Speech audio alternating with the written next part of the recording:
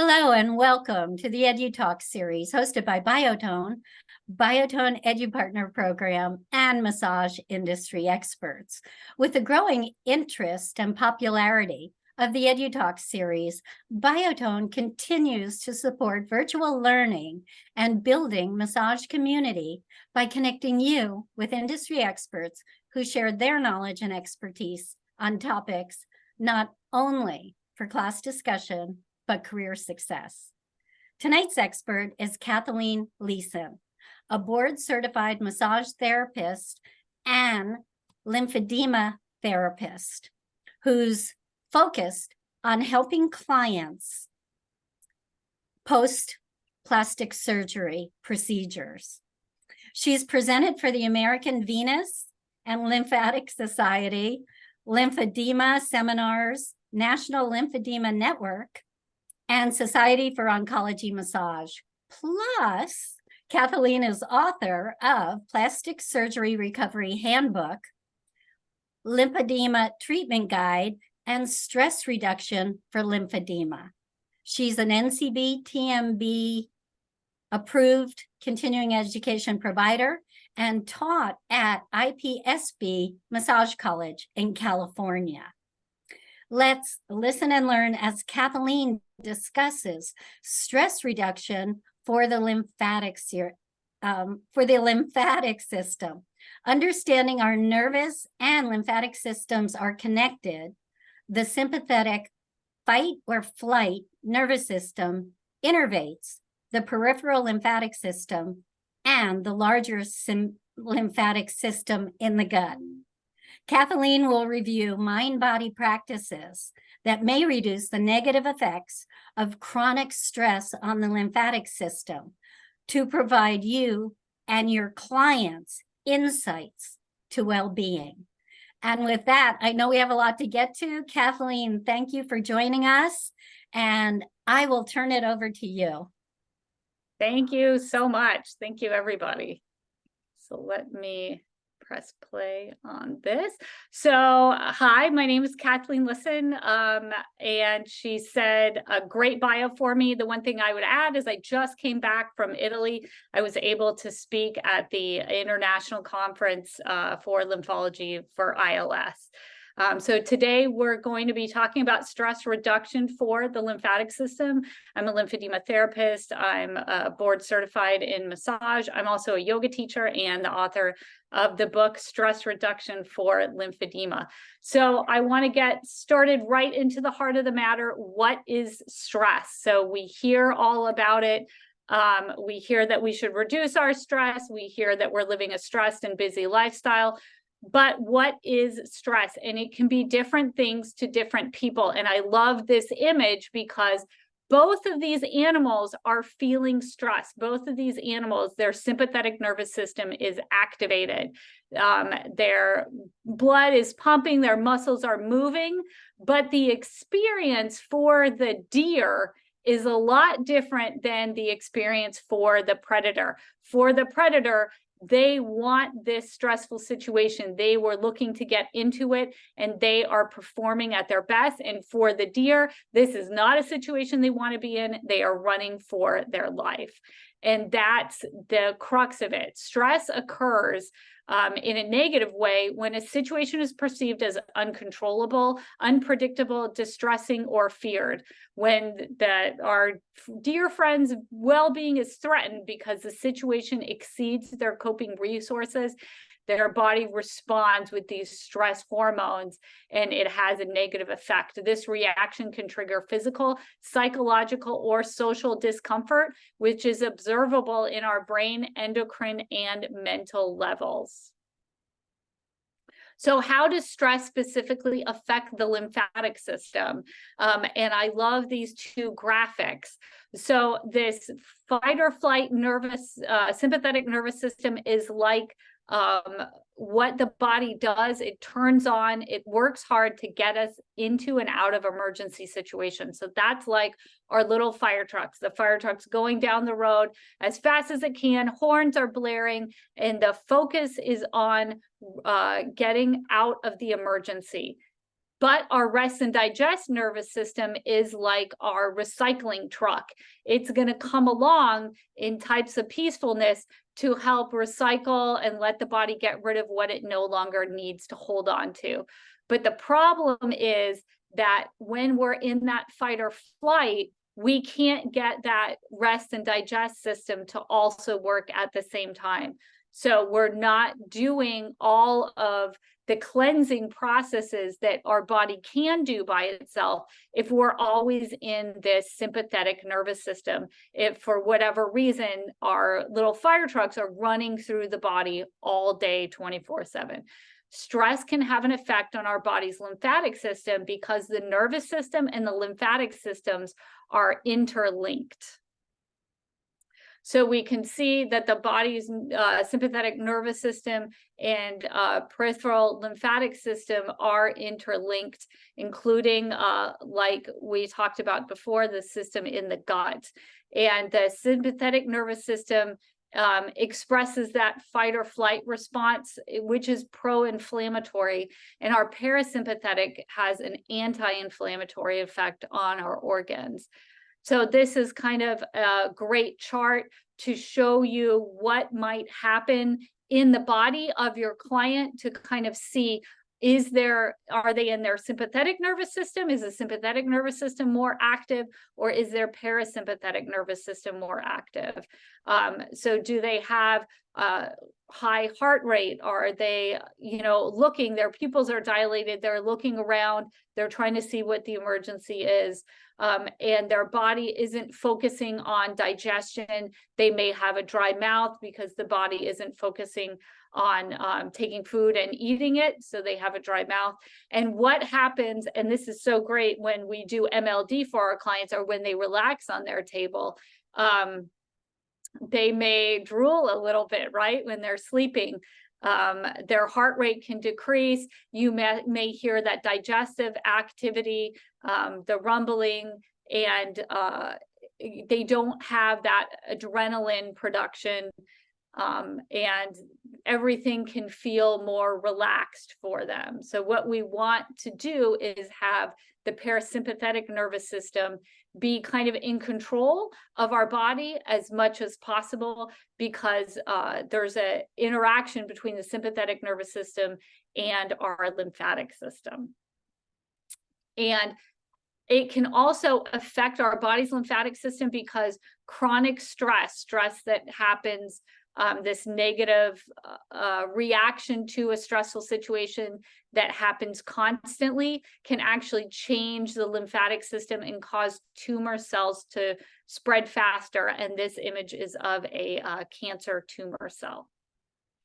So what else can affect the lymphatic system? Hypertension and lymphatic dysfunction are also linked. And this is really interesting to me when I learned about it. Japanese researchers found that the contractile activity of the lymphatic vessels, how the lymphatic vessels actually get the lymphatic fluid from the interstitium back to the circulatory system, are impaired in a mouse model as the development of increasing blood pressure increases. So the higher blood pressure, the more likely that you'll have reduced contractile activity of lymphatic vessels. So this is yet another reason, and a really great reason, for people to control their blood pressure and for us to reduce their blood pressure by reinforcing what their doctor is telling them as far as their treatment for hypertension.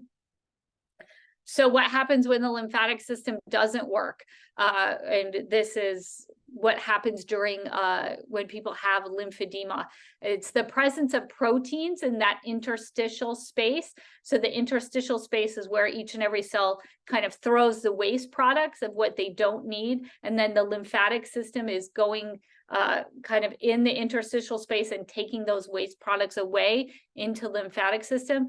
When there are proteins in the interstitial space, it creates a pro-inflammatory state. And when those proteins are accumulating, it leads to inflammatory processes as the body is trying to eliminate those proteins. So this is why we want our lymphatic system to work properly, because our lymphatic system is what is taking those proteins, those leftover waste products, away from our interstitium and delivering them to our circulation, which then goes into the liver, which the liver then processes it. So for all of these reasons that we want to reduce stress because of its effect on possible cancer tumor formation. We want to reduce stress because of the effects of hypertension on the lymphatic system. We want to reduce stress because of if the lymphatic system isn't working correctly, then these proteins are going to get gathered when someone has a lymphedema diagnosis.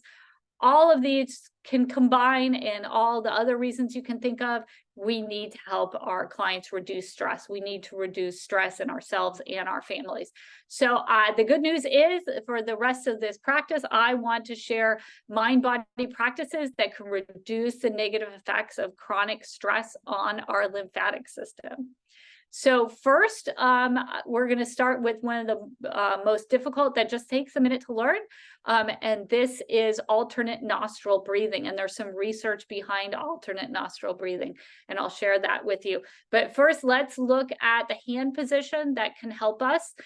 This is Vishnu Mudra. And basically, you're just taking your index finger and your middle finger and you're putting them down.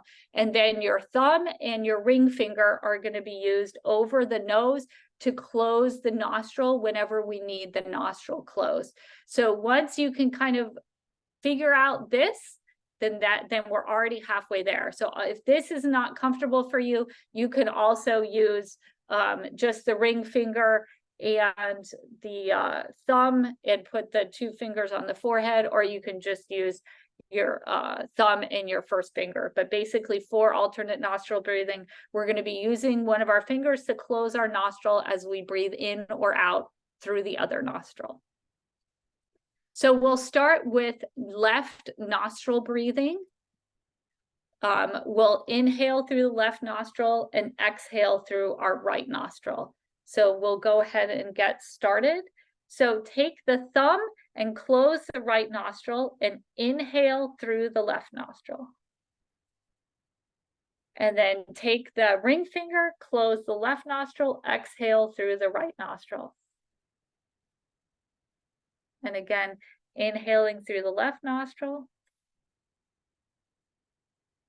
exhaling through the right nostril. Inhaling through the left nostril, exhaling through the right nostril. So that is left nostril breathing. So we can inhale through the left nostril, exhale through the right nostril. And we'll continue this for about a minute. Inhaling through the left nostril and exhale. Inhale and exhale. Inhale and exhale. 2 more breaths, inhale and exhale.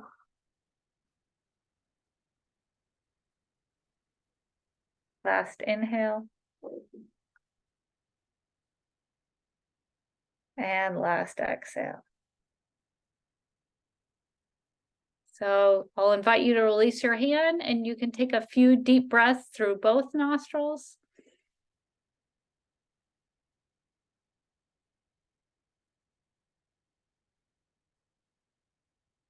And then if your eyes were closed, you could open them and go ahead and end the practice. So that was the practice of left nostril breathing. So Indian researchers did research to test the effects of different nostril breathing on heart rate, skin conductance, and blood pressure. So they did 5 minutes of everyone sat quietly, and then 30 minutes of the same breathing practice, breathing in and out, breathing in through one nostril. And then after that, 5 minutes of sitting quietly. And the researchers found that if you did this longer practice and you breathed in through your left nostril, there was a decrease in your systolic blood pressure and your mean blood pressure. If you did it through the right nostril, it was actually an increase in systolic, diastolic, and mean blood pressure. And if you did alternate nostril breathing, when you breathe in through one, out through the other, and then breathe in through the opposite nostril and out through the other, that was a decrease in blood pressure. And this is really interesting to me because this matches what is taught in pranayama practice that comes to us from India, that there are two different results for doing nostril breathing through either the left nostril or the right nostril. So also the researchers found that if you did right nostril breathing, it increased your sympathetic tone. And then prior research that they cited in that study, if you do right nostril breathing, it increases blood glucose. If you do left nostril breathing, it can decrease blood glucose.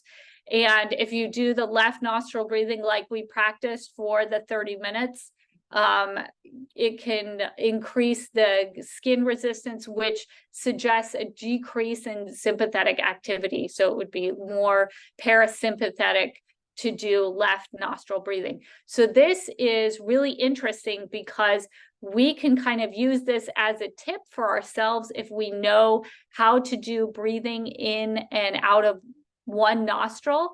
We can go ahead and use that. So if I wanted to relax, if I wanted to maybe reduce my blood glucose, reduce my blood pressure, I would do that left nostril breathing like we just practiced. But what if I have, you know, a busy day or something that I really have to pay attention for, something I have to prepare for, and I'm feeling like blah, I'm feeling like not up to the challenge? You can do right nostril breathing. So you go ahead and inhale through the right nostril, exhale through the left nostril for a period of time, because that would help to increase my sympathetic tone. That would help me become more alert and more aware, possibly. So that's something you can really use as far as this simple breathing practice of either left nostril or right nostril breathing to let your body either become more relaxed or become more alert and ready to meet challenges.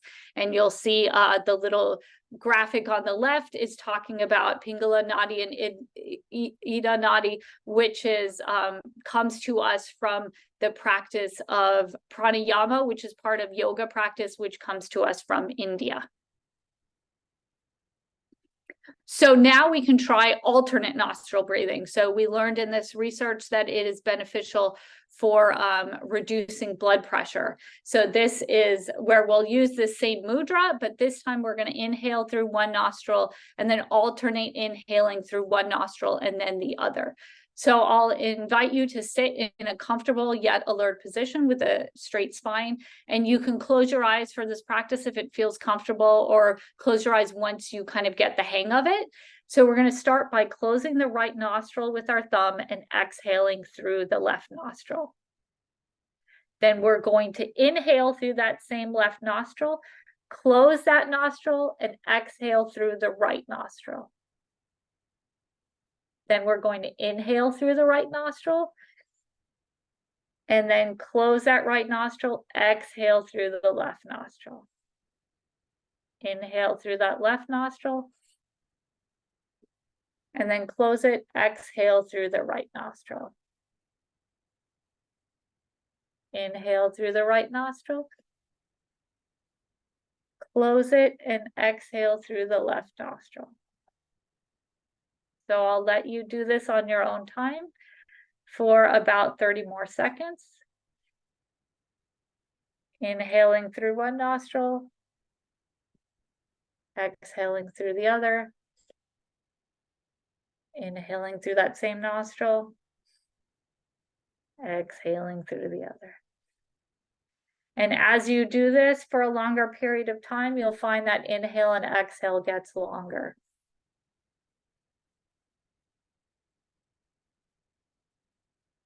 And I'll go ahead and invite you to stop at the end of the next exhale. You can close the practice and then open your eyes if they were closed, and you can put your hand down and take a few breaths between both nostrils at the same time. So now I want us to look at a more expansive practice. This is a 20-minute breathing practice taken from an ancient medical text from India, and it was found to reduce several stress and inflammatory biomarkers. And this protocol included Om chanting and also Thirumalar pranayama, so a type of breathing exercise. So we're just going to look at the protocol. So they started by sitting in a comfortable and alert position. They closed their eyes. They inhaled deeply through both nostrils, and then they exhaled slowly while chanting Om. And they repeated this 10 minutes. So it was however many times that they would chant Om and then take another deep breath and then chant Om again. And then part 2 of it, after they did this first 10 minutes of Om chanting, and I've done this myself, I practice this, and at this point you're very, very relaxed. And then they would hold their right hand in that same mudra as we saw, and they would inhale through the nostril and then repeat the phrase, I'm relaxed, twice. And they would close the nostrils, so they would hold their breath, and they would repeat, I'm relaxed, 8 times.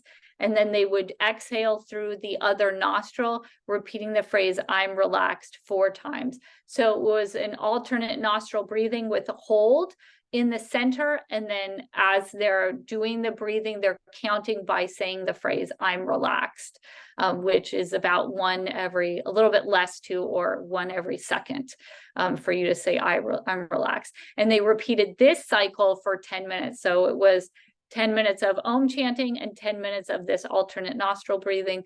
And then to end the practice, they took a few deep breaths through both nostrils. So they found that when they did that 20-minute protocol, they found reduction in several stress biomarkers and inflammatory biomarkers. So if you are looking for a longer practice, or if your clients are looking for a longer stress reduction practice, combining this alternate nostril breathing and Om chanting, it comes to us from India, and it can be a practice that you can recommend to a client, or you can do yourself. So let's look into this 0.1 hertz breathing, or slow breathing. This is the type of breathing that I enjoy the most. I try to do it at least once a day. And this is why. Breathing at the rate of 6 breaths a minute equals a breathing frequency of 0.1 hertz. So what's so special about 0.1 hertz? Changing our breathing pattern can change our autonomic nervous system activity. Slow breathing can reduce the secretion of adrenal medulla norepinephrine. So this is these hormones that get excreted in our body when we're under stress, when our sympathetic nervous system is active, and it can reduce sympathetic nervous excitement. So norepinephrine, also known as noradrenaline, is used in the fight or flight response of our sympathetic nervous system. And these stressful situations that happen to us can trigger the release of this hormone. So it's useful to use this slow breathing to help reduce this hormone secretion. And it kind of helps keep me more in control of decision making, where sometimes if there's a lot of stress hormones, I start to feel a little bit out of control. So let's practice slow breathing. I absolutely love this practice. So sit in a comfortable position. You can close your eyes if you'd like to. And we're going to inhale deeply for 5 seconds, and then we're going to exhale for 5 seconds, and I'll keep the time. So go ahead and inhale. And exhale. Inhale. and exhale. Inhale. And exhale. Inhale. And exhale. Inhale. And exhale. Last one, inhale. And last exhale. And just take a moment to feel how it feels in your body after you've done just about 1 minute of that exercise.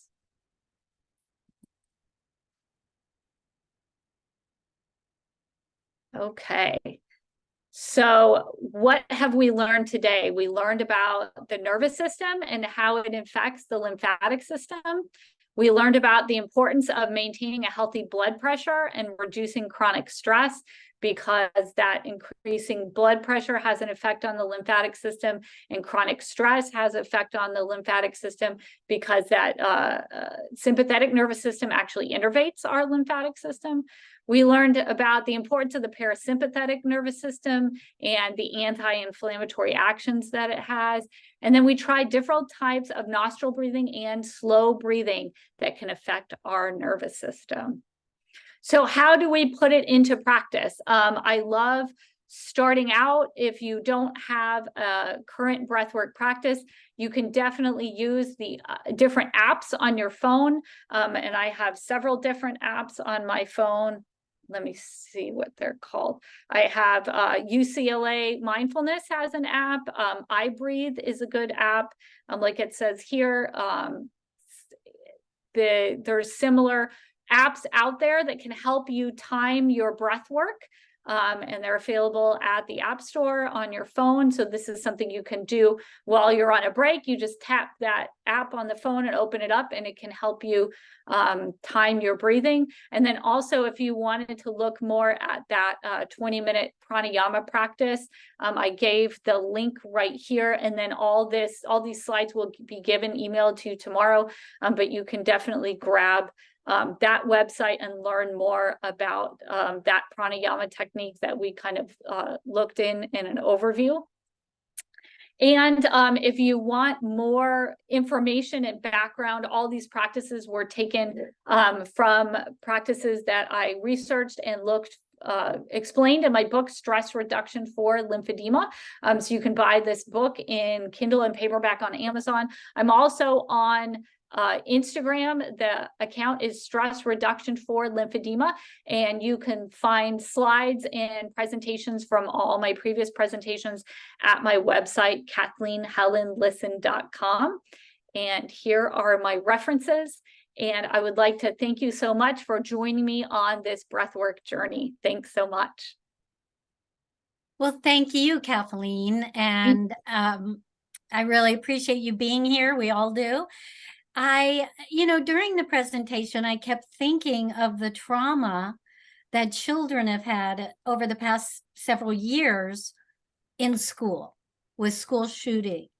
And do you know if anyone is reaching out and sharing breath work with these children, these students?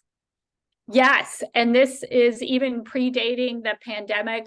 There's wonderful programs, particularly in the Bay Area that I know about.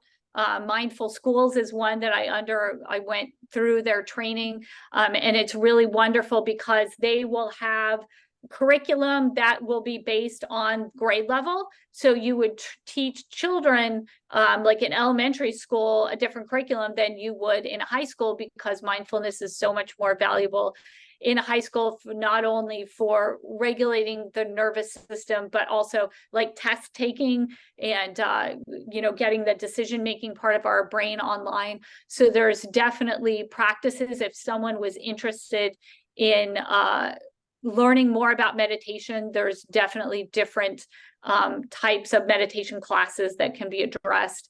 And I think if you have a major university like ours in San Diego, UCSD has a Center for Mindfulness. UCLA has a Center for Mindfulness. So if you're in a big city, you can look into that University Center of Mindfulness, and they may have programs for teens there. Great to know. Also, if you have someone that's in a massage session, and you know, there sometimes I've come in and I'm frantic, or, you know, traffic or whatever, but do massage therapists incorporate this breath work to calm the client down as they start their session? I Yep. mean, do you recommend that? And I always have. The first job I went through, the beginning of the protocol for that massage franchise was you put your hands on your back and connect with them, and you ask them to take 3 deep breaths. So this can be in conjunction with, they also used aromatherapy. So we asked people which aromatherapy they'd like to smell, and then we put it on our hands, and then they could breathe the scent from our hands. And then absolutely with manual lymphatic drainage sessions, we do a deep breathing where they take 8 deep breaths as we press on different parts of their abdomen. And that's really what got the wheels turning for me, because deep breathing is a part of every single manual lymphatic drainage session.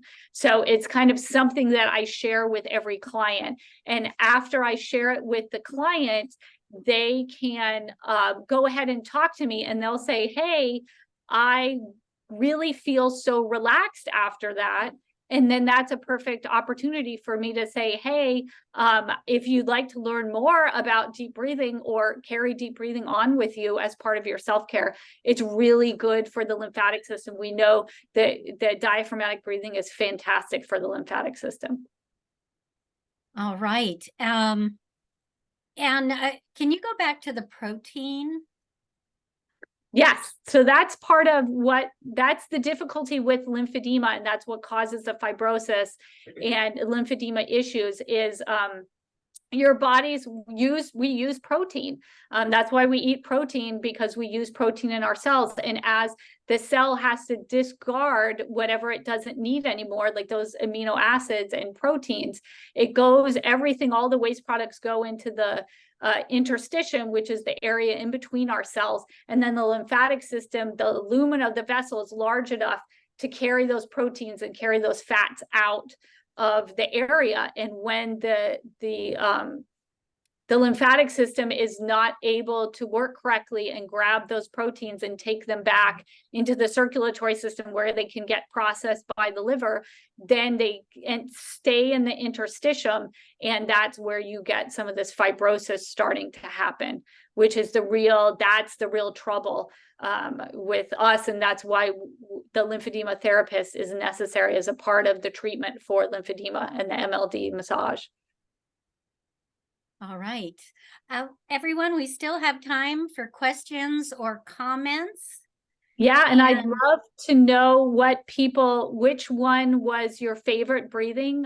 Did you like that 5-5 breathing, or did you really like the alternate nostril breathing? And would you take any of them into your daily self-care practice? I really like the idea of if I'm just not, like I got a lot on my schedule and I'm not really feeling it right now, like doing some right nostril breathing can really help. And if I'm really, like you said, like if I'm trying to get to work and all I have is traffic in my way in between me and work, having some breathing, even like a minute in the car, 6 deep breaths of these 5-5 breathing. And you can just tap the app and get ready. And then when you come out of that car, you're like a different person than you were, when your hands were really on the steering wheel. White knuckles. Yep. Yes, well, everyone, I'd love to encourage any last minute comments or questions for Kathleen. Oops, and there is a chat we see him here. coming. Yeah, and this is great, Laura. There's research on blood pressure and different non medical ways that people can help reduce their blood pressure. So we always want to say, yes, you need to continue with your medicine. You need to be under the doctor's care. But I think this is a really easy way that someone can do their research and talk with their doctor and say, hey, is adding deep breathing right for me? And then be able to keep an eye on that blood pressure. And as it lowers, go back to their doctor and see if their medication can be changed. All right, and we have a comment. Thank you, Kathleen, for acknowledging the origins of these ancient and scientifically based practices of yoga and pranayama. These are known vital life practices from India, which have been practiced for millennia and scientifically proven. Let's see, I lost it. Scientifically proven health practices. After all, prana, breath, is life. We're all breathing, so make it a good one. Thanks again, great presentation. And another thank you. We all need to learn to breathe correctly. Yes, which is so true. It's because sometimes you're just, I mean, for me, I feel, oh, I'm holding my breath. I'm not breathing. And you're not even aware that you have that pause. Yep. And there's a percentage of the population, because I see it when I ask people to do a deep diaphragmatic belly breath as part of their MLD, a certain percentage of the population is going to give me a breath up here.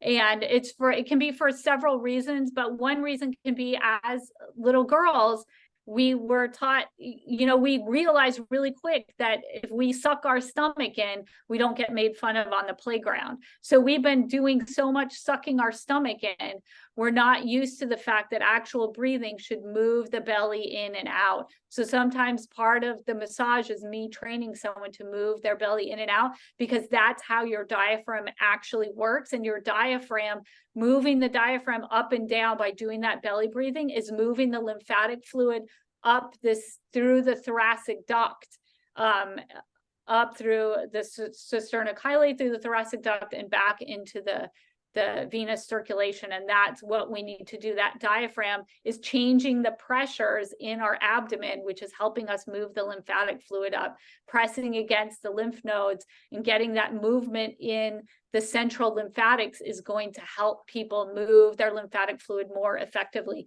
If you get a copy of the Stress Reduction for Lymphedema in the chapter on breathing, I show and guide you through several different breathing exercises to really feel, what does it feel like to breathe with my accessory muscles and the scalenes? And what does it feel like to breathe with the diaphragm? So we can really kind of take a look at ourselves in stressful situations. Am I still breathing with my diaphragm? Or am I just taking these short breaths from up in the chest? And taking these short breaths from up, for me, when I'm breathing up here, that's making me even more stressed out. So it's not just like take a breath, it's like take a calm, deep breath. Yes. Yes. And Nick is saying, thank you so much for presenting the science behind the breathing techniques. Yeah. Yep. And the science is there. And then that's something that we can feel comfortable showing our client and saying, hey, if you're interested in breathing techniques, here are some articles in PubMed that you can look at. And again, in the back of the book, Stress Reduction for Lymphedema, I share all the research articles, so you can feel confident that you can say, hey, here's a link to an article in a peer-reviewed journal, and go ahead and look at it and see if this is part of your self-care.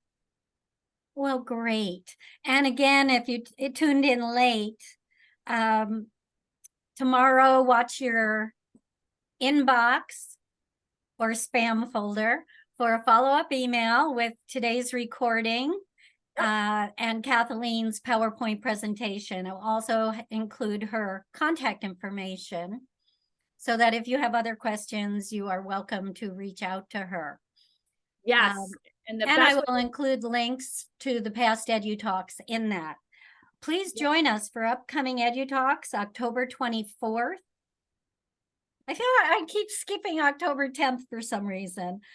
October 10th, we have cranial sacral therapy for, I'm going to forget it, for sensory processing disorders with Bennifer Bugley. And please join us on October 10th. October 24th, we have Felicia Brown. Create a spa-like experience in any massage session. And watch your in-basket again for invitations to these upcoming EduTalks, and watch tomorrow for the follow-up email. With that, thank you, Kathleen. The chats all agree with that. And everyone be well. Join us again. Thank you so much. And Kathleen, thank you so much for your support. Oh, one more thing. Yep. During nasal breathing, our nose releases nitrous oxide. Nitrous oxide is a vasodilator, which means it helps widen the blood vessels. This can help improve oxygen circulation in your body. Your mouth helps you eat, drink, and talk. You can also use your mouth to breathe, but it doesn't have many of the unique features that your nose has for the purpose. So nose breathing is the key. And with that, breathe deep, breathe well. And thank you again to everyone. Thank you. Thank you, Kathleen. Thank you, everyone. Be safe and join us again. All right, bye. Bye.